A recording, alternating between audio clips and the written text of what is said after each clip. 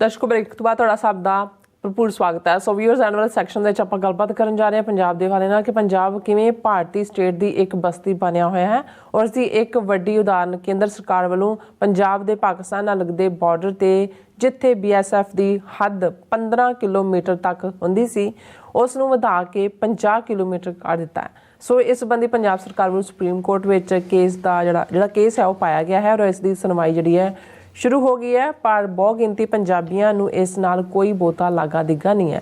सो इस बारे आपां गलबात करन जा रहे हैं और नाल ही तुहाडे जो लाइव कमेंट ने वो भी आपां लवांगे और गुरबाणी चैनल की सांझ तुहाडे नाल पाई जाएगी। सो असीं चाहांगे कि तुसीं सानूं इसे तरह बने रहना, देखण सुन लई लिखण लई तुहाडा सब दा बहुत शुक्रिया जी। डॉक्टर साहब की कहना चाहोगे?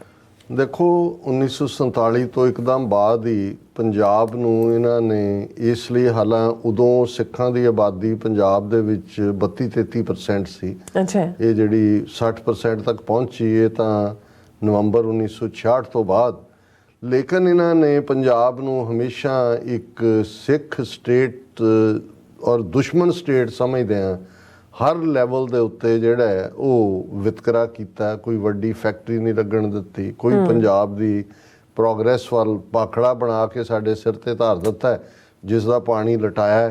और नाल दी नाल ये कि तबाही दा वायस जदों भी कोई दुश्मन नाल भी होए पाखड़ा तुहाडे अद्धे पंजाब नूं 15-20 फुट पानी दे विच डोब सकदा है। इस तबाही दा उन्हां ने फ्यूचर दा वैपन खड़ा कर दिता है। इस तो इलावा जिहड़ी ईवन ब्रिटिश पीरीयड दी वो बटाला होए, गोबिंदगढ़ होए, लुधियाना होए, फगवाड़ा होए इंडस्ट्री सी वो भी उजाड़न च। और ज्यों-ज्यों ये पीरीयड वधदा चला गया 1966 तो बाद असीं फिर खुल के देखते हैं कि किवें इन्हां ने इकनॉमिकल तरक्की दे नां थल्ले पैकेज गवांढी सूबिਆਂ ਨੂੰ जिथे कि कोई टैक्स नहीं है, हिमाचल प्रदेश पंजाब की इंडस्ट्री चुक के फिर वो बधी होए, सोलन होए और उस सारी बेल्ट दे विच गई। सो वो पार्ट तो डिस्क्रिमिनेशन का चलता ही रहा है। लेकिन असी देखते हैं भी जून 84 तो बाद फिर टोटल वॉर विढ़ के इन्हां ने किवें पंजाब की जवानी का घाण कीता है, किवें इन्हां ने पंजाब का पाकिस्तान नाल लगदा बॉर्डर उस दी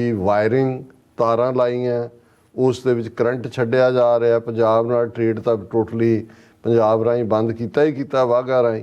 जदों कि राजस्थान वाला बॉर्डर भी उत्थे कोई तार नहीं लगी हुई, गुजरात वाला भी और कराची बॉम्बे ट्रेड भी इन्हां दा बराबर जिहड़ा है वो समुद्री रस्तियां वाला चलदा है। सो इस सारे तो बाद भी इन्हां नूं ये चैन नहीं मिली। इन्हां नूं ये लगा कि भी हालां भारतीय संविधान दे विच जिहड़ा लॉ एंड ऑर्डर है ये स्टेट सबजैक्ट है। और इस तो पहला अज तो और ये शायद चरणजीत चन्नी की सरकार दे वेले इन्हां ने ऑर्डीनेंस कढ के ਜਿਹੜਾ 15 किलोमीटर का एरिया पाकिस्तान के नाल बॉर्डर वाघा तो हुसैनीवाड़ा तक शायद 550 या 600 किलोमीटर होएगा, उहदे विदिन 15 किलोमीटर तक BSF किसी नूं भी रोक सकती सी, फड़ सकती सी। वो सारे नूं जिहड़ा है वो लोकल पुलिस की मदद नाल, क्योंकि constitution they which law and order state subject है। पर अमित शाह ने पिछलियां चोणां तो ऐन पहला ऐन उहदी चन्नी की सरकार वेले ये ऑर्डर कढ़िया और उन्होंने मिनिस्ट्री ऑफ होम अफेयर्स ने नोटिफिकेशन कढ़िया कि पंजाब दे विच जिहड़ी जुरिसडिक्शन 15 किलोमीटर सी BSF की बॉर्डर तो वो 50 किलोमीटर करती। यानी पंजाब तो अद्धों ज़्यादा पंजाब इहदे बावजूद कि उत्थे भावें कहण नूं डेमोक्रेटिक जिहड़ा स्ट्रक्चर है पर वो सीधी फौज दे बारे BSF तो मतलब आर्मी है। पंजाब की 15 तो 50 किलोमीटर जुरिसडिक्शन BSF थी और वैसट बंगाल ते आसाम दे भी। हुण वैसट बंगाल च भी वो ममता बनर्जी इन्हां नूं सूत नहीं बहंदी और उत्थे भी मुसलमानों का खौफ खड़ा किया जाता जे हर तीसरा बंदा मुसलमान है और ये तो एक होर पाकिस्तान बन रहा जां दूजे। ते आसाम उत्थे इन्हां दियां अपनियां प्रॉब्लम्स ने। But it reduce the same from 80 to 50 kilometre इन गुजरात। जिस गुजरात दे विच BSF की हदूद 80 किलोमीटर सी उन्हों घटा दिता है। इधर 15 तो 50 करता, उधर 80 तो 50 करता है। राजस्थान 50 किलोमीटर है, वो तो है ही डेजर्ट है क्योंकि 50 बना लो 100 बना उन्होंने उवें ही रहन दिता है। हुण इस दे उत्ते ज़ाहिर है पंजाब और बंगाल दोनों नूं निशाने ते लिया गया। दोनों स्टेटां ने अपनियां असैंबली दे विच मते पास करके इनू रिजैक्ट किया कि भी असीं ये बिल्कुल इनफ्रिंज अपॉन है फैडरलिज्म दे प्रिंसीपल दे उत्ते। और हुण इन्हां दोनों स्टेटां वल्लों जिहड़ा ਉਹ ਮੁਕੱਦਮਾ ਸੁਪਰੀਮ ਕੋਰਟ ਦੇ ਵਿੱਚ ਦਾਇਰ ਕੀਤਾ ਗਿਆ ਹੈ ਔਰ ਉਸ ਦੀ ਆਲਰੇਡੀ ਸੁਣਵਾਈ ਜਿਹੜੀ ਹੈ ਉਹ ਸ਼ੁਰੂ ਹੋਈ ਹੈ। 3 ਜੱਜ ਬੈਂਚ ਜਿਹਨੂੰ ਚੀਫ ਜਸਟਿਸ ਚੰਦਰਚੂੜ ਲੀਡ ਕਰ ਰਿਹਾ ਹੈ, ਉਹਨੇ ਲੀਗਲ ਇਸ਼ੂਜ਼ ਫਰੇਮ ਕੀਤੇ ਨੇ ਔਰ ਇਸ ਜਿਹੜਾ ਪੰਜਾਬ ਗਵਰਨਮੈਂਟ ਨੇ ਫਾਈਲ ਕੀਤਾ ਹੈ case under article 131 of the constitution ਕਿ ਭਾਈ ਉਹਨਾਂ ਨੇ ਚੈਲੰਜ ਕੀਤਾ ਕਿ ਇਹ ਜਿਹੜਾ ਇਨਫ੍ਰਿੰਜ ਅਪਨ ਹੈ ਸਟੇਟ ਦੇ ਰਾਈਟਸ ਦੇ ਉੱਤੇ। ਹਾਲਾਂ ਉਹਦਾ ਨਤੀਜਾ ਕੀ ਹੋਏਗਾ ਉਹਦੇ ਸਾਨੂੰ ਕੋਈ ਭੁਲੇਖਾ ਨਹੀਂ ਹੈ ਕਿ ਅਗੇਨ ਜੇ ਆਸਥਾ ਦੇ ਨਾਂ ਥੱਲੇ ਹਾਲਾਂ ਬਾਬਰੀ ਮਸਜਿਦ ਦੇ ਉੱਤੇ ਸੁਪਰੀਮ ਕੋਰਟ ਦਾ ਡਿਸੀਜਨ ਇਹ ਹੈ ਕਿ ਇੱਥੇ ਕਦੇ ਕੋਈ ਮੰਦਰ ਢਾਹ ਕੇ ਮਸਜਿਦ ਨਹੀਂ ਬਣਾਈ ਗਈ, ਕੋਈ ਉਹਦਾ ਸਬੂਤ ਨਹੀਂ ਹੈ, ਪਰ ਇਹ ਕਿਉਂਕਿ ਮੈਜੋਰਿਟੀ ਹਿੰਦੂਆਂ ਦੀ ਆਸਥਾ ਦਾ ਮਾਮਲਾ ਹੈ ਇਸ ਲਈ ਅਸੀਂ ਉਹਨਾਂ ਨੂੰ ਮੰਦਰ ਬਣਾਉਣ। ਇੱਥੇ ਵੀ ਇਹੀ ਕਹਿਣਗੇ ਕਿ ਜੀ ਵੀ ਬੇਸ਼ੱਕ ਇਹ ਵਾਇਓਲੇਸ਼ਨ ਇਸ ਆਰਟੀਕਲ ਦੀ ਹੋਈ ਹੈ ਪਰ ਇਹ ਦੇਸ਼ ਦੀ ਸਿਕਿਉਰਿਟੀ ਦਾ ਇਸ਼ੂ ਹੈ, ਸੇਫਟੀ ਦਾ ਇਸ਼ੂ ਹੈ, ਪੰਜਾਬ ਬਾਰਡਰ ਸਟੇਟ ਹੈ, ਪਾਕਿਸਤਾਨ ਮਿਸਚੀਫ ਕਰਦਾ ਹੈ, ਸੋ ਇਹਦੇ ਲਈ ਇਹ ਵੈਲ ਵਿਦਨ ਦਾ ਐਂਬਿਟ ਹੈ। ਸੋ ਕਿ ਜੇ ਵਕਤੀ ਤੌਰ ਦੇ ਉੱਤੇ ਸੈਂਟਰ ਨੇ ਇਨਫ੍ਰਿੰਜ ਅਪਨ ਵੀ ਕੀਤਾ ਤੇ ਇਹ ਦੇਸ਼ ਦੀ ਏਕਤਾ ਅਖੰਡਤਾ ਦੇ ਲਈ ਬੜਾ ਜ਼ਰੂਰੀ ਹੈ।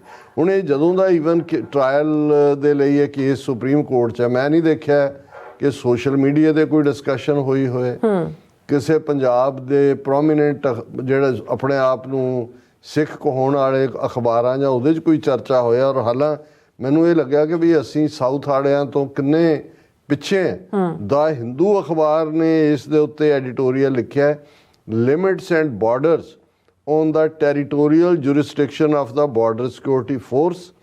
Center must consult states before making decisions that impinge on their powers. और ਉਹਦੇ 'ਚ ਉਹਨੇ ਬੜਾ ਕਲੀਅਰਲੀ ਕਿਹਾ ਕਿ ਵੀ ਵੈਸਟ ਬੰਗਾਲ ਔਰ ਪੰਜਾਬ ਉਹਨਾਂ ਨੂੰ ਨਿਸ਼ਾਨਾ ਬਣਾਇਆ ਗਿਆ ਔਰ ਇਸ ਸਾਰੇ ਦੇ ਚਲਦਿਆਂ ਇਹ ਦੇਖਣ ਵਾਲੀ ਗੱਲ ਹੈ ਕਿ ਵੀ the border state sees the center's move as a breach of federal principles and an encroachment into law and order powers of the Punjab Police. West Bengal has a similar view and both states have got resolutions passed in their assemblies against this expansion. So South ਦੀ ਅਖਬਾਰ ਨੂੰ ਤਾਂ ਨਜ਼ਰ ਆ ਰਿਹਾ ਹੈ ਕਿ ਵੀ ਇਹ ਹੌਲੀ ਜਿਹੜਾ ਫੈਡਰਲ ਸਟਰਕਚਰ ਹੈ ਇਹ ਤਾਂ ਖਤਮ ਹੋ ਰਿਹਾ ਹੈ ਕਿਉਂਕਿ ਫੈਡਰਲ ਵਾਲੇ ਉਸ ਸਟੇਟ ਦੀਆਂ ਪਾਵਰਸ ਹੀ ਸਿੱਧੀਆਂ ਲੈ ਕੇ ਫਿਰ ਤਾਂ ਜਿਵੇਂ ਦਿੱਲੀ ਤੋਂ ਮੁਗਲਿਆ ਸਲਤਨਤ ਹੀ ਆਪਣਾ ਗਵਰਨਰ ਥਾਪਦੀ ਸੀ ਜਾਂ ਜਿਵੇਂ ਦਿੱਲੀ ਸੈਂਟਰਿਕ ਰੂਲ ਸੀ ਉਧਰ ਹੀ ਜਾ ਰਿਹਾ। ਸੋ ਅਸੀਂ ਸਮਝਦੇ ਹਾਂ ਵੀ ਇਹ ਕਿੰਨੀ ਬਦਕਿਸਮਤੀ ਹੈ ਕਿ ਵੀ ਸਾਡੇ ਰਿਸੋਰਸ ਸਾਡਾ ਪਾਣੀ ਮੁਫਤ ਜਾ ਰਿਹਾ ਹੈ, ਕੋਈ ਉਸ ਦੇ ਉੱਤੇ ਮੂਵਮੈਂਟ ਨਹੀਂ ਅਸੀਂ ਬਿਲਡ ਕਰ ਸਕੇ। ਹੁਣ ਈਵਨ ਨਿਕਲਣਾ ਭਾਵੇਂ ਕੁਛ ਨਹੀਂ ਪਰ ਘੱਟੋ ਘੱਟ ਜੇ ਲੋਕਾਂ ਦੇ ਵਿੱਚ ਹੀ ਰੌਲਾ ਹੁੰਦਾ ਹੈ ਤਾਂ ਉੱਥੇ ਬੈਠੇ ਜੱਜ ਵੀ ਤਾਂ ਅਲਟੀਮੇਟਲੀ ਹਿੰਦੂਆਂ ਦੇ ਰੌਲੇ ਤੋਂ ਹੀ ਡਰ ਕੇ ਉਹਨਾਂ ਨੇ ਉਹ ਬਾਬਰੀ ਮਸਜਿਦ ਵਾਲਾ ਹੋਏ ਜਾਂ ਦੂਜੇ ਜਿਹੜੇ ਵੀ ਇਸ਼ੂ ਆਉਂਦੇ ਨੇ, ਜੇ ਈਵਨ ਅਫਜ਼ਲ ਗੁਰੂ ਨੂੰ ਫਾਂਸੀ ਦਿੱਤੀ ਗਈ ਤਾਂ ਇਹ ਕਿਹਾ ਗਿਆ ਕਿ ਜੀ ਬੇਸ਼ੱਕ ਕੋਈ ਸਬੂਤ ਤਾਂ ਨਹੀਂ ਹੈ ਪਰ to satisfy the collective will of the people ਕਿ ਅਸੀਂ ਜੀ ਹਿੰਦੂਆਂ ਨੂੰ ਖੁਸ਼ ਕਰਨਾ ਹੈ, ਇਹਨੂੰ ਅਸੀਂ ਫਾਂਸੀ ਤੇ ਚਾੜ ਦੇਣਾ। ਸੋ ਘੱਟੋ ਘੱਟ ਰੌਲਾ ਗੌਲਾ ਹੋਏ ਬਾਹਰ ਵੀ ਪਤਾ ਤਾਂ ਲੱਗੇ ਕਿ ਵੀ ਪੰਜਾਬ ਕਿਵੇਂ ਇੱਕ ਆਕੂਪਾਈਡ ਟੈਰੀਟਰੀ ਹੈ, ਪਰ ਬਹੁਤ ਸਾਰਿਆਂ ਦਾ ਇਹਦੇ ਨਾਲ ਜਿਵੇਂ ਤੁਸੀਂ ਕਿਹਾ ਕਿ ਕੋਈ ਬਹੁਤਾ ਲਾਗਾ ਦੇਗਾ ਨਹੀਂ ਹੈ। ਜੀ ਡਾਕਟਰ ਸਾਹਿਬ ਸੋ ਆਪਾਂ ਆਪਣੇ ਵਿਊਅਰਸ ਦੇ ਜਿਹੜੇ ਮੈਸੇਜ ਨੇ ਉਹ ਲੈਣ ਜਾ ਰਹੇ ਹਾਂ, ਸਭ ਦਾ ਸ਼ੁਕਰੀਆ ਅਦਾ ਕਰਦੇ ਹਾਂ। ਔਰ ਪਹਿਲਾਂ ਮੈਂ ਮੈਸੇਜ ਪੜ੍ਹਦਾ ਨਹੀਂ ਫਿਰ ਬਾਅਦ 'ਚ ਫਤਿਹ ਤੇ ਖਾਲਸਾ ਜ਼ਿੰਦਾਬਾਦ ਦੇ ਜਿਹੜੇ ਮੈਸੇਜ ਨੇ ਉਹ ਲਵਾਂਗੀ। ਸੋ ਡਾਕਟਰ ਪਰਮਜੀਤ ਸਿੰਘ ਸਮਰਾ ਜੀ ਕਹਿੰਦੇ ਨੇ 28 ਜਨਵਰੀ ਐਤਵਾਰ ਨੂੰ ਸੈਨ ਫਰਾਂਸਿਸਕੋ ਵਿੱਚ ਬਸੰਤੀ ਰੰਗ ਦੇ ਝੰਡੇ ਹੋਣ, ਤੁਸੀਂ ਵੀ ਆਇਓ, ਆਪਣੀ ਆਜ਼ਾਦੀ ਦਾ ਜਿਹੜਾ ਵੋਟ ਹੈ ਉਹ ਪਾਇਓ ਜੀ, ਆਪਣੀ ਆਈਡੀ ਜ਼ਰੂਰ ਲੈ ਕੇ ਆਉਣੀ, ਖਾਲਿਸਤਾਨ ਦੇਸ਼ ਦੀਆਂ ਵੋਟਾਂ ਵਿੱਚ ਹਿੱਸਾ ਪਾ ਕੇ ਖਾਲਿਸਤਾਨ ਦੇ ਨਿਵਾਸੀ ਹੋਣ ਦਾ ਦਾਵਾ ਜਿਹੜਾ ਉਹ ਕਰੀਏ। ਬਿਲਕੁਲ ਹਰ ਇੱਕ ਦੇ ਲਈ ਅਮਰੀਕਨ ਆਈਡੀ ਜਿਹੜੀ ਹੈ ਉਹ ਜ਼ਰੂਰੀ ਹੈ, ਡਰਾਈਵਿੰਗ ਲਾਇਸੈਂਸ ਜਾਂ ਤੁਹਾਡਾ ਕੋਈ ਵੀ। ਬਿਲਕੁਲ।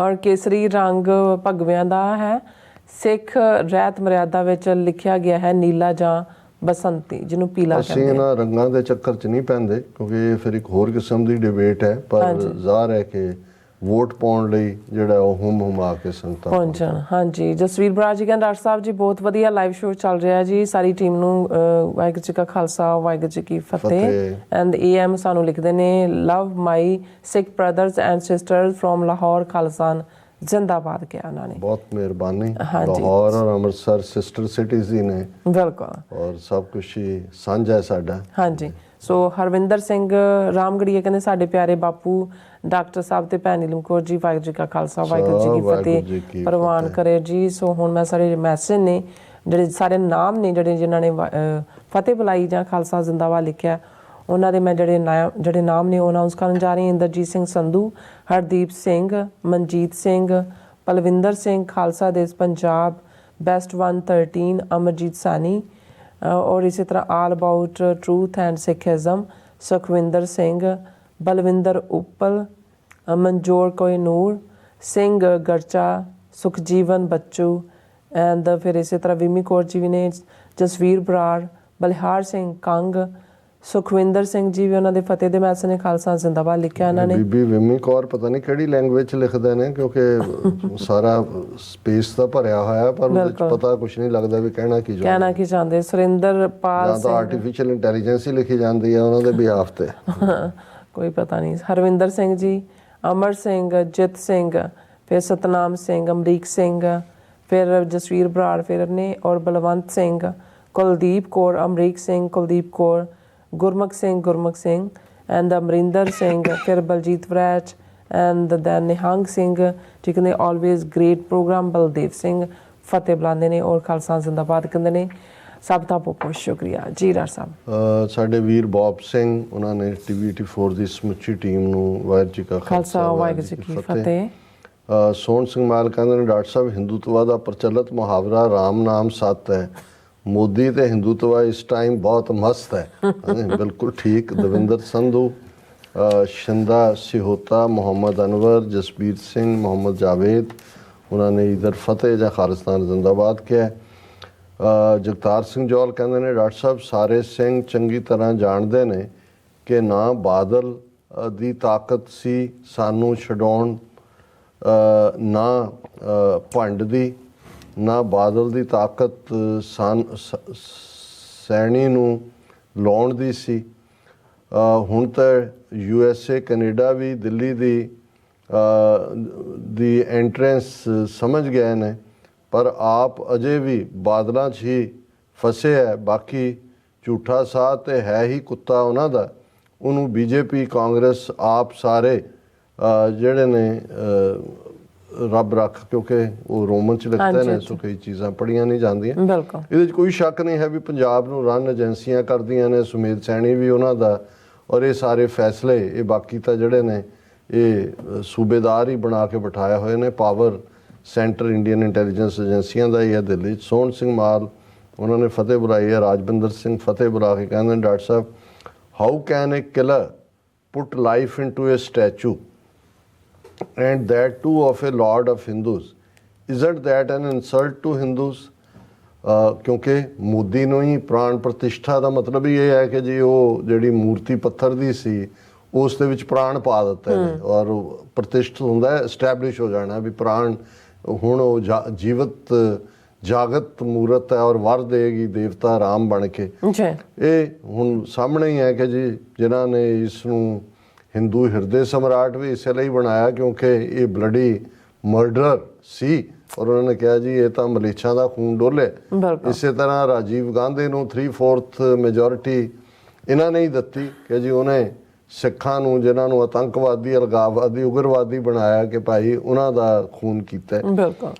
ਕੁਲਵੀਰ ਸਿੰਘ ਸੰਘਾ, ਗੁਰਪ੍ਰੀਤ ਸਿੰਘ, ਮੁਹੰਮਦ ਅਨਵਰ, ਦੀਪ ਸਿੰਘ ਸਾਈਕਲ ਚੋਰ ਬਿੱਟਾ ਕਹਿੰਦੇ ਨੇ, ਨਾਲ ਪੰਜਾਬੀ ਦਾ ਇਹ ਠੇਠ ਗਾਲ ਵੀ ਕੱਢੀ ਹੈ। ਫਿਰ ਉਹਨਾਂ ਨੇ ਕਿਹਾ ਜੀ ਕਿਰਪਾ ਕਰਕੇ ਰਾਮਚੰਦਰ ਨੂੰ ਭਗਵਾਨ ਨਾ ਆਖੋ, ਤੁਸੀਂ ਉਸ ਦੇ ਨਾਮ ਨਾਲ ਭਗਵਾਨ ਸ਼ਬਦ ਜੋੜ ਕੇ ਭਗਵਾਨ ਦੀ ਬੇਇੱਜ਼ਤੀ ਕਰ ਰਹੇ ਹੋ ਅਣਜਾਣੇ ਵਿੱਚ। ਦੇਖੋ ਕਈ ਵਾਰ ਸਾਨੂੰ ਉਹੀ ਸੰਬੋਧਨ ਕਰਨਾ ਪੈਂਦਾ ਜੋ ਉਹਨਾਂ ਵਾਲੇ ਸੰਬੋਧਨ ਕਰ ਰਹੇ ਹੁੰਦੇ ਨੇ। ਅਸੀਂ ਤਾਂ ਜਦੋਂ ਜੇ ਤੁਸੀਂ ਕੱਲ੍ਹ ਦਾ ਤੁਸੀਂ ਤਾਂ ਸਾਡੇ ਸਭ ਤੋਂ ਜਿਹੜੇ ਮੈਂ ਸਮਝਦਾ ਵੀ ਪਹਿਲੇ ਆਉਣ ਵਾਲੇ ਵਿਊਰ ਹੁੰਦੇ ਨੇ ਉਹਨਾਂ 'ਚ ਦੀਪ ਸਿੰਘ ਔਰ ਸੋਹਣ ਸਿੰਘ ਮਾਇਲ ਹੁੰਦੇ ਨੇ। ਔਰ ਕੱਲ੍ਹ ਵੀ ਅਸੀਂ ਤਾਂ ਗੁਰਬਾਣੀ ਆਧਾਰਿਤ ਤੇ ਦੱਸਿਆ ਕਿ ਭਾਈ ਜੇ ਇਹ ਮੂਰਤ ਸਾਚੀ ਹੈ ਤਾਂ ਗੜਨ ਹਾਰੇ ਖਾਓ। ਇਸ ਤੋਂ ਸਾਡੇ ਲਈ ਜਿਹੜਾ ਉਹਦਾ ਕੋਈ ਮਤਲਬ ਨਹੀਂ ਹੈ, ਪਰ ਕਈ ਵਾਰ ਸਾਨੂੰ ਉਹਨਾਂ ਦੀ ਜ਼ੁਬਾਨ 'ਚ ਵੀ ਐਡਰੈਸ ਕਰਨਾ ਪੈਂਦਾ। ਓਮਕਾਰ ਸਿੰਘ ਹੋਰਾਂ ਨੇ ਤੁਹਾਨੂੰ ਵੀ ਮੈਨੂੰ ਵੀ ਫਤਿਹ ਬੁਲਾਈ ਹੈ। ਗੁਰਫਤਿਹ ਜੀ। ਹਾਂ, ਔਰ ਉਹ ਕਹਿੰਦੇ ਨੇ ਨਹੀਂ ਡਾਕਟਰ ਸਾਹਿਬ ਰਾਮ ਜੀ ਵੀ ਕਹਿੰਦੇ ਹੋਣੇ ਆ ਵਾਹ ਮੋਦੀ ਜੀ ਵਾਹ, ਵਾਹ ਵਾਹ ਮੋਦੀ ਜੀ ਵਾਹ। ਚਲੋ ਅਸੀਂ ਵੀ ਛੁਟਕਾਰੇ ਹੀ ਲਿਆ ਨੇ, ਤੁਸੀਂ ਵੀ ਵਾਹ ਵਾਹ ਕਹਿ ਕੇ ਲੈ ਵਾਹ ਲਿਆ। ਕਰਦੇ हैं। ਮੁਹੰਮਦ ਜਾਵੇਦ, ਨੋ ਹਿੰਦੀ ਨੋ ਹਿੰਦੁਸਤਾਨ, ਪੰਜਾਬ ਦਾ ਹੱਕ ਖਾਲਿਸਤਾਨ, ਇਹ ਵੀ जी ਖੂਬਸੂਰਤ बिल्कुल, ਨਾਅਰਾ सो ਹੈ। नाइस। ਔਰ ਹੁਣ ਅਸੀਂ ਗੁਰਬਾਣੀ ਵਿਚਾਰ ਤੀਸਰੇ ਪਾਤਸ਼ਾਹ ਦਾ ਸ਼ਲੋਕ ਹੈ ਔਰ ਉਸ ਦੇ ਨਾਲ ਪੌੜੀ ਹੈ। अच्छा ਔਰ ਸ਼ਲੋਕ ਹੈ ਮਹੱਲਾ ਤੀਜਾ, ਸਤਿਗੁਰ ਸੇਵ ਸੁਖ ਪਾਇਆ, ਸੱਚ ਨਾਮ ਗੁਣਤਾਸ, ਗੁਰਮਤੀ ਆਪ ਪਛਾਣਿਆ, RAM ਨਾਮ ਪਰਗਾਸ, ਸੱਚੋ ਸੱਚ ਕਮਾਵਣਾ, ਵਡਿਆਈ ਵੱਡੇ ਪਾਸ, ਜਿਉ ਪਿੰਡ ਸਭ ਤਿਸ ਕਾ, ਸਿਫਤ ਕਰੇ ਅਰਦਾਸ, ਸੱਚਾ ਸ਼ਬਦ ਸਲਾਹਣਾ, ਸੁਖੇ ਸੁਖ ਨਿਵਾਸ, ਜਪ ਤਪ ਸੰਜਮ ਮਨੈ ਮਾਹੇ, ਬਿਨ ਨਾਵੇਂ ਤ੍ਰਿਗ ਜੀਵਾਸ, ਗੁਰਮਤੀ ਨਾਉ ਪਾਈਐ, ਮਨਮੁਖ ਮੋਹਿ ਵਿਨਾਸ਼, ਜਿਉ ਭਾਵੈ ਤਿਉ ਰਾਖ ਤੂੰ, ਨਾਨਕ ਤੇਰਾ ਦਾਸ। जी ਤੀਸਰੇ ਨਾਨਕ ਗੁਰੂ ਅਮਰਦਾਸ ਸਾਹਿਬ ਫਰਮਾਉਂਦੇ ਨੇ, ਸਤਿਗੁਰ ਸੇਵ ਸੁਖ ਪਾਇਆ, ਸੱਚ ਨਾਮ ਗੁਣਤਾਸ, ਕਿ ਅਕਾਲ ਪੁਰਖ ਦੀ ਸੇਵਾ ਦੇ ਨਾਲ ਉਹ ਵਾਹਿਗੁਰੂ ਦਾ ਨਾਮ ਹਾਸਲ ਹੋਇਆ, ਉਹ ਅੰਦਰ ਸਕੂਨ ਹਾਸਲ ਹੋਇਆ, ਜਿਹੜਾ ਕਿ ਗੁਣਾਂ ਦਾ ਖਜ਼ਾਨਾ ਹੈ। ਗੁਣਤਾਸ ਹੁੰਦਾ ਟ੍ਰੇਸ਼ਰ, ਖਜ਼ਾਨਾ, ਗੁਣਾਂ ਦਾ ਖਜ਼ਾਨਾ। ਗੁਰਮਤੀ ਆਪ ਪਛਾਣਿਆ, RAM ਨਾਮ ਪ੍ਰਗਾਸ, ਗੁਰੂ ਦੀ ਮੱਤ ਦੀ ਰੌਸ਼ਨੀ ਦੇ ਵਿੱਚ ਆਪਣੇ ਆਪੇ ਨੂੰ ਘੋਖਿਆ, ਪਛਾਣਿਆ, ਔਰ ਅੰਦਰੋਂ ਜਿਹੜੀ ਇਹ ਸਮਝ ਆਈ ਕਿ ਭਾਈ RAM ਨਾਮ, ਉਸ ਰਮਿਆ ਹੋਇਆ ਵਾਹਿਗੁਰੂ ਜਿਹੜਾ ਕਣ ਕਣ 'ਚ ਹੈ, ਉਹੀ ਬਾਹਰ ਪ੍ਰਗਾਸ ਕਰਦਾ, ਸ਼ਾਈਨ ਕਰਦਾ, ਉਹੀ ਸਾਡੇ ਅੰਦਰ ਹੈ। ਪਰ ਇਹ ਸਮਝ ਗੁਰਮਤੀ, ਗੁਰੂ ਦੀ ਮੱਤ ਦੇ ਉੱਤੇ ਪਹਿਰਾ ਦਿੰਦਿਆਂ ਹੀ ਇਹ ਗੱਲ ਸਮਝ ਆਈ। ਤੇ ਜਦੋਂ ਇਹ ਗੱਲ ਸਮਝ ਆਈ, ਸੱਚੋ ਸੱਚ ਕਮਾਵਣਾ, ਵਡਿਆਈ ਵੱਡੇ ਪਾਸ, ਕਿ ਭਾਈ ਸਾਡੇ ਜ਼ਿੰਮੇ ਹੈ ਵੀ ਅਸੀਂ ਸੱਚ ਦਾ ਜੀਵਨ ਜਿਉਣਾ ਹੈ, ਸੱਚ ਕਮਾਉਣਾ ਹੈ। ਵਡਿਆਈ ਉਹ ਸਤਿਗੁਰੂ ਦੇ ਕੋਲ ਹੈ, ਅਕਾਲ ਪੁਰਖ ਦੇ ਕੋਲ ਹੈ, अच्छा ਕਿ ਕਿਹਨੂੰ ਸਤਿਗੁਰੂ ਨੇ ਇਸ ਰਸਤੇ ਤੇ ਉਂਗਲ ਫੜ ਕੇ ਤੋਰ ਕੇ ਸੱਚੇ ਦਰਬਾਰ ਦੇ ਵਿੱਚ ਆਪਣੀ ਥਾਂ ਦੇਣੀ ਹੈ। ਜਿਉ ਪਿੰਡ ਸਭ ਤਿਸ ਕਾ, ਸਿਫਤ ਕਰੇ ਅਰਦਾਸ, ਕਿ ਸਭ ਕੁਝ ਉਸ ਦਾ ਹੈ, ਔਰ ਤੁਸੀਂ ਤਾਂ ਬੇਨਤੀ ਨੁਮਾ, ਜੋਦੜੀ ਨੁਮਾ ਅਰਜ਼ ਹੀ ਕਰ ਸਕਦੇ ਹੋ। ਬਾਕੀ ਵਡਿਆਈ ਕਿਹਨੂੰ ਦੇਣੀ ਹੈ? ਇਹ ਸਤਿਗੁਰੂ ਦੇ ਕੋਲ ਹੈ। ਸੱਚਾ ਸ਼ਬਦ ਸਲਾਹਣਾ, ਸੁਖੇ ਸੁਖ ਨਿਵਾਸ, ਜਦੋਂ ਅਸੀਂ ਉਸ ਸੱਚ ਰੂਪੀ ਸ਼ਬਦ ਦੀ, ਉਸ ਵਾਹਿਗੁਰੂ ਦੀ ਸਰਾਹਨਾ ਕਰਦੇ ਹਾਂ ਔਰ ਫਿਰ ਉਸ ਦੇ ਗੁਣ ਗਾਉਂਦੇ ਹਾਂ, ਵੀ ਸਾਡੇ ਅੰਦਰ ਸੁੱਖ ਹੁੰਦਾ ਹੈ, ਅਮਨ ਹੁੰਦਾ ਹੈ, ਸਕੂਨ ਹੁੰਦਾ ਹੈ। ਜਪ ਤਪ ਸੰਜਮ ਮਨੈ ਮਾਹੇ, ਬਿਨ ਨਾਮੈ ਤ੍ਰਿਗ ਜੀਵਾਸ, ਕਿ ਅੰਦਰ ਜਦੋਂ ਸਾਡੇ ਵਾਹਿਗੁਰੂ ਦਾ ਨਾਮ ਵਸਦਾ ਹੈ, ਉਸ ਦਾ ਜਪ ਵੀ ਔਰ ਜ਼ਿੰਦਗੀ ਦੇ ਵਿੱਚ ਇੱਕ ਡਿਸਪਲਿਨ, ਸੰਜਮ ਡਿਸਪਲਿਨ ਨੂੰ ਕਹਿੰਦੇ ਨੇ। अच्छा ਔਰ ਇਹ ਨਾਮ ਦਾ ਵਾਸਾ ਅੰਦਰ ਹੁੰਦਾ ਹੈ। ਔਰ ਜਿਹੜੇ ਲੋਕ ਬਿਨਾਂ ਨਾਮ ਤੋਂ ਜਿਉਂਦੇ ਨੇ, ਤ੍ਰਿਗ ਜੀਵਾਸ, ਉਹਨਾਂ ਦੀ ਜ਼ਿੰਦਗੀ ਨੂੰ ਫਟਕਾਰ ਹੈ ਜਾਂ ਲਾਨਤ ਹੈ ਕਿ ਬਈ ਉਹ ਕਿਉਂ ਜਿਹਾ, ਉਹ ਤਾਂ ਡੰਗਰਾਂ ਵਾਲਾ ਜੀਵਨ ਜਿਉਂਦੇ ਨੇ। ਗੁਰਮਤੀ ਨਾਉ ਪਾਈਐ, ਮਨਮੁਖ ਮੋਹਿ ਵਿਨਾਸ਼, ਕਿ ਭਾਈ ਗੁਰੂ ਦੀ ਮੱਤ ਦੇ ਨਾਲ ਵਾਹਿਗੁਰੂ ਦੀ ਪ੍ਰਾਪਤੀ ਹੁੰਦੀ ਹੈ, ਔਰ ਜਿਹੜੇ ਮਨਮੁਖ ਨੇ ਉਹ ਦੁਨੀਆ ਦੇ ਮੋਹ ਦੇ ਵਿੱਚ ਫਸ ਗਏ, ਆਪਣੀ ਜ਼ਿੰਦਗੀ ਦਾ ਜਿਹੜਾ ਉਹ ਵਿਨਾਸ਼ ਕਰਦੇ ਨੇ, ਜ਼ਿੰਦਗੀ ਖਤਮ ਕਰਦੇ ਨੇ। अच्छा ਜਿਉ ਭਾਵੈ ਤਿਉ ਰਾਖ ਤੂੰ, ਨਾਨਕ ਤੇਰਾ ਦਾਸ। ਤੀਸਰੇ ਸਤਿਗੁਰੂ ਗੁਰੂ ਅਮਰਦਾਸ ਪਾਤਸ਼ਾਹ ਫਰਮਾਉਂਦੇ ਨੇ ਕਿ ਹੇ ਵਾਹਿਗੁਰੂ, ਜਿਵੇਂ ਤੈਨੂੰ ਭਾਉਂਦਾ ਉਵੇਂ ਤੂੰ ਰੱਖ ਲੈ, ਔਰ ਮੈਂ ਤੇਰਾ ਦਾਸ ਹੈ, ਤੇਰਾ ਸਲੇਵ ਹੈ। ਹੁਣ ਜਿਵੇਂ ਜੋ ਸ਼ਲੋਕ ਦਾ ਥੀਮ ਹੁੰਦਾ ਹੈ, ਉਹੀ ਪੌੜੀ ਦੇ ਵਿੱਚ ਕੰਟੀਨਿਊ ਹੁੰਦਾ ਹੈ। ਪੌੜੀ, ਸਭ ਕੋ ਤੇਰਾ ਤੂੰ ਸਬਸ ਦਾ, ਤੂੰ ਸਭਨਾ ਰਾਸ, ਸਭ ਤੁਧੈ ਪਾਸੋਂ ਮੰਗਦੇ ਨਿਤ ਕਰ ਅਰਦਾਸ, ਜਿਸ ਤੂੰ ਦੇ ਤੇ ਸਭ ਕਿਛ ਮਿਲੇ, ਇਕ ਨਾ ਦੂਰ ਹੈ ਪਾਸ, ਤੁਧ ਬਾਝੋਂ ਥਾਉ ਕੋ ਨਾਹੀ, ਜਿਸ ਪਾਸੋਂ ਮੰਗੀਐ ਮਨ ਵੇਖੋ ਕੋ ਨਿਰਜਾਸ, ਸਭ ਤੁਧੈ ਨੂੰ ਸਲਾਂਦੇ, ਦਰ ਗੁਰਮੁਖਾਂ ਨੂੰ ਪ੍ਰਗਾਸ। ਕਿ ਹੇ ਵਾਹਿਗੁਰੂ, ਸਭ ਕੋ ਤੇਰਾ ਤੂੰ ਸਬਸ ਦਾ, ਤੂੰ ਸਭਨਾ ਰਾਸ। ਰਾਸ ਹੁੰਦਾ ਜਦੋਂ ਤੁਸੀਂ ਕੋਈ ਚੀਜ਼ ਮੂਲ ਚ ਪਾ ਕੇ ਕੋਈ ਕਾਰੋਬਾਰ ਕਰਦੇ ਹੋ, ਕਿ ਹੇ ਵਾਹਿਗੁਰੂ, ਤੂੰ ਸਾਰਿਆਂ ਦਾ ਹੈ ਤੇ ਸਾਰਿਆਂ ਦੀ ਰਾਸ ਪੂੰਜੀ ਤੂੰ ਹੀ ਹੈ, ਤੇਰੇ ਕੋਲੇ ਸਭ ਤੁਧੈ ਪਾਸੋਂ ਮੰਗਦੇ ਨਿਤ ਕਰ ਅਰਦਾਸ। ਬਿਲਕੁਲ। ਔਰ ਇਹ ਕਿੰਨੀਆਂ ਇਹਦੇ ਨਾਲ ਜੁੜੀਆਂ ਹੋਈਆਂ ਨੇ ਕਿ ਜੀ ਇੱਕ ਫਕੀਰ ਨੂੰ ਇੱਕ ਬਾਦਸ਼ਾਹ ਨੇ ਕਿਹਾ ਕਿ ਜੀ ਤੂੰ ਮੰਗ ਮੇਰੇ ਕੋਲੋਂ। ਉਹ ਉਹਨੂੰ ਕਹਿੰਦਾ ਕਿ ਤੂੰ ਜਿਹੜਾ ਹੈ ਉਹ ਇਬਾਦਤ ਕਰਦਾ ਹੁੰਨੇ, ਆਪਣੀ ਜਿਹੜਾ ਨਮਾਜ਼ ਅਦਾ ਕਰਦਾ ਹੈ ਜਾਂ ਦੂਜਾ? ਉਹ ਕਹਿੰਦਾ ਹਾਂ। ਕਹਿੰਦਾ ਫਿਰ ਕੀ ਮੰਗਦਾ ਹੁੰਨੇ ਅੱਲਾ ਤੋਂ? ਕਹਿੰਦਾ ਜੀ ਮੈਂ ਤਾਂ ਜੋ ਮੈਨੂੰ ਰੱਬ ਨੇ ਦਿੱਤਾ ਹੈ ਉਹ ਸਲਾਮਤ ਰਹੇ, ਅੱਗੋਂ ਮੇਰਾ ਹੋਏ। ਕਹਿੰਦਾ ਵੀ ਜੇ ਤੂੰ ਉਹਦੇ ਤੋਂ ਮੰਗਦਾ ਤੇ ਮੈਂ ਦੱਸ ਤੇਰੇ ਤੋਂ ਕਿਉਂ ਮੰਗਾ, ਮੈਂ ਉਹਦੇ ਤੋਂ ਕਿਉਂ ਨਾ ਮੰਗਾ ਜੇ ਤੂੰ ਮੰਗਦਾ। ਇਹ ਹੈ ਔਰ ਇਹੀ ਹੈ ਕਿ ਸਭ ਤੁਧੇ ਪਾਸੋਂ ਮੰਗਦੇ ਨਿਤ ਕਰ ਅਰਦਾਸ। ਇਸ ਲਈ ਸਿੱਖੀ ਨੇ ਕੋਈ ਵਿੱਚ ਵਿਚੋਲਾ ਨਹੀਂ ਰੱਖਿਆ ਵੀ ਕਿਸੇ ਰਾਹੀਂ ਅਰਦਾਸ ਕਰਵਾਉਣੀ ਹੈ ਤੇ ਤਾਂ ਹੀ ਪਹੁੰਚਦੀ ਹੈ, ਜਾਂ ਕਿਸੇ ਦੇ ਅੱਗੇ ਮੰਗਣਾ ਜਾਂ ਹੱਥ ਅੱਡਣਾ। ਉਹਨੂੰ ਤਾਂ ਬਾਬਾ ਫਰੀਦ ਨੇ ਕਿਹਾ ਕਿ ਭਾਈ ਫਰੀਦਾ ਬਾਰ ਪਰਾਇਆ ਬੈਸਣਾ ਸਾਈਂ ਮੁਝੇ ਨਾ ਦੇ, ਕਿਉਂਕਿ ਅਕਾਲ ਪੁਰਖ ਤੋਂ ਹੀ ਅਸੀਂ ਮੰਗਣਾ ਹੈ। ਜਿਸ ਤੂੰ ਦੇ ਤੇ ਸਭ ਕੁਛ ਮਿਲੇ, ਇੱਕ ਨਾ ਦੂਰ ਹੈ ਪਾਸ ਕੇ। ਹੇ ਵਾਹਿਗੁਰੂ, ਜਿਨ੍ਹਾਂ ਦੇ ਉੱਤੇ ਤੇਰੀ ਬਖਸ਼ਿਸ਼ ਹੁੰਦੀ ਹੈ, ਜਿਨ੍ਹਾਂ ਨੂੰ ਤੂੰ ਦਿੰਦਾ ਉਹੀ ਅਸਲੀ ਹੱਕਦਾਰ ਹੁੰਦੇ ਨੇ, ਪਰ ਕੁਛ ਜਿਹੜੇ ਨੇ ਉਹ ਤੇਰੇ ਤੋਂ ਦੂਰ ਨੇ ਔਰ ਉਹ ਤੇਰੇ ਬਖਸ਼ਿਸ਼ ਦੇ ਪਾਤਰ ਨਹੀਂ ਬਣਦੇ। ਇੱਕ ਨਾ ਦੂਰ ਹੈ ਪਾਸ, ਤੁਧ ਬਾਝੋਂ ਥਾਉ ਕੋ ਨਾਹੀਂ, ਜਿਸ ਪਾਸੋਂ ਮੰਗੀ ਹੈ ਮਨ ਵੇਖੋ ਕੋ ਨਿਰਜਾਸ। ਕਿ ਭਾਈ ਆਪਣੇ ਮਨ 'ਚ ਇੱਕ ਵਾਰੀ ਫਿਰ ਇਹ ਟਰਾਇਲ ਕਰਕੇ ਦੇਖ ਲਓ, ਯਤਨ ਕਰਕੇ ਦੇਖ ਲਓ ਕਿ ਕੀ ਵਾਹਿਗੁਰੂ ਤੋਂ ਬਿਨਾਂ ਕੋਈ ਹੈ ਜਿਹੜਾ ਦੇਣ ਦਾ ਕੁਛ ਵੀ ਸਮਰੱਥ। ਤੁਧ ਬਾਝੋਂ ਥਾਉ ਕੋ ਨਾਹੀਂ, ਜਿਸ ਪਾਸੋਂ ਮੰਗੀ ਹੈ। ਤੇਰੇ ਬਿਨਾਂ ਕੌਣ ਹੈ ਜਿੱਤੋਂ ਅਸੀਂ ਮੰਗ। ਮਨ ਵੇਖੋ ਕੋ ਨਿਰਜਾਸ, ਕਿ ਆਪਣੇ ਮਨ ਦੇ ਵਿੱਚ ਇੱਕ ਵਾਰ ਫਿਰ ਤਸੱਲੀ ਕਰਕੇ ਦੇਖ ਲਓ। ਸਭ ਤੁਧੈ ਨੂੰ ਸਹਲਾਂਦੇ, ਦਰ ਗੁਰਮੁਖਾਂ ਨੂੰ ਪ੍ਰਗਾਸ। ਹੇ ਵਾਹਿਗੁਰੂ, ਸਾਰੀ ਤੇਰੀ ਸਿਫਤ ਸਲਾਹ ਕਰਦੇ ਨੇ ਔਰ ਤੇਰੀ ਰਹਿਮਤ ਦੇ ਨਾਲ ਗੁਰਮੁਖਾਂ ਦੇ ਅੰਦਰ ਚਾਨਣ ਹੁੰਦਾ ਹੈ, ਪ੍ਰਗਾਸ ਹੁੰਦਾ ਹੈ। ਉਹਨਾਂ ਨੂੰ ਇਸ ਗੱਲ ਦੀ ਸਮਝ ਆ ਜਾਂਦੀ ਹੈ ਕਿ ਅਕਾਲ ਪੁਰਖ ਵਾਹਿਗੁਰੂ ਹੀ ਸਭ ਦਾਤਾਂ ਦਾ ਮਾਲਕ ਹੈ ਔਰ ਉਸ ਦੀ ਯਾਦ ਵਿੱਚ ਜੁੜਨਾ ਹੀ ਅਲਟੀਮੇਟਲੀ ਜੀਵਨ ਦਾ ਪਰਮ ਸੁੱਖ ਹੈ, ਪਰਮ ਆਨੰਦ ਹੈ। ਇਹ ਅੱਜ ਦਾ ਵਿਚਾਰ ਹੈ ਜੀ। ਰਾਜ ਸਾਹਿਬ ਤੁਹਾਡਾ ਬਹੁਤ ਬਹੁਤ ਸ਼ੁਕਰੀਆ, ਤੁਸੀਂ ਆਪਣੇ ਵਿਚਾਰ ਸਾਡੇ ਦਰਸ਼ਕਾਂ ਨਾਲ ਸਾਂਝੇ ਕੀਤੇ ਨੇ। ਸੋ ਆਪਣੇ ਵਿਊਜ਼ ਕੋਲ ਨੇ ਇਜਾਜ਼ਤ। ਵਿਊਅਰਸ, ਸਾਡੇ ਪ੍ਰੋਗਰਾਮ ਦਾ ਸਮਾਂ ਇੱਥੇ ਮੁੱਕਦਾ ਹੈ। ਤੁਸੀਂ ਆਪਣੀ ਰਾਏ ਤੇ ਸੁਝਾਅ ਸਾਨੂੰ ਭੇਜਣਾ ਭੁੱਲਣਾ ਇਸ ਪਤੇ ਤੇ sos@tv84.tv ਤੇ ਅਸੀਂ ਆਪਣਾ ਪ੍ਰੋਗਰਾਮ ਲੈ ਕੇ ਫਿਰ ਦੁਬਾਰਾ ਤੁਹਾਡੇ ਰੂਬਰੂ ਹੋਵਾਂਗੇ। ਤਦ ਤੱਕ ਲਈ ਮੈਨੂੰ ਤੇ ਆਪਣਾ ਸੁਣਾ ਗਿਆ ਦੋ। ਦੇਖਦੇ ਰਹੋ TV84। ਬੁਲਾ ਦਿਓ ਫਤਿਹ। ਰੱਬ ਰਾਖਾ। ਵਾਹਿਗੁਰੂ ਜੀ ਕਾ ਖਾਲਸਾ, ਵਾਹਿਗੁਰੂ ਜੀ ਕੀ ਫਤਿਹ।